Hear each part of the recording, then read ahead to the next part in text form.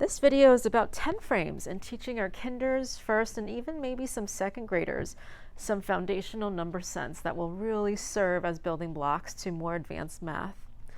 I highly recommend getting these Dollar Tree, dollar store cookie sheets that are metal, and then creating some magnetic discs to go on top. I've done this many different ways, and this is my favorite way, and the kids love it too.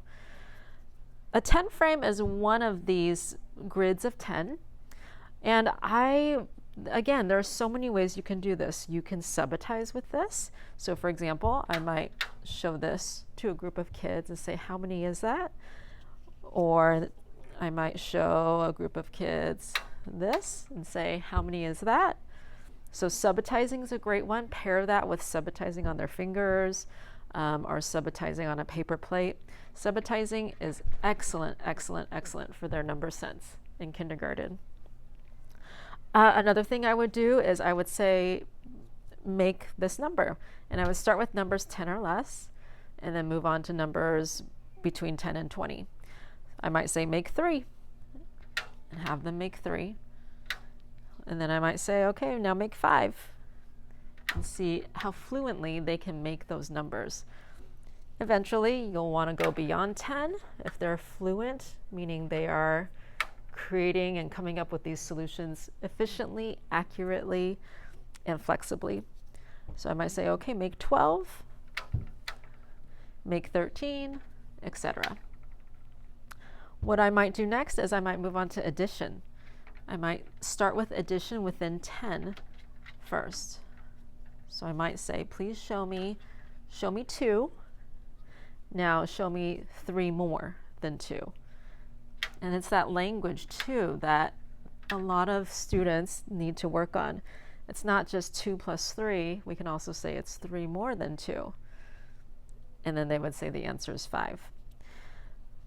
You can then move on to your teens. Now the teens, for a lot of first graders who struggle, that's a big point of contention for them. So this is a great way I have found to help remedy that. I might say, show me 10. Now show me 10 plus 1. What is that number?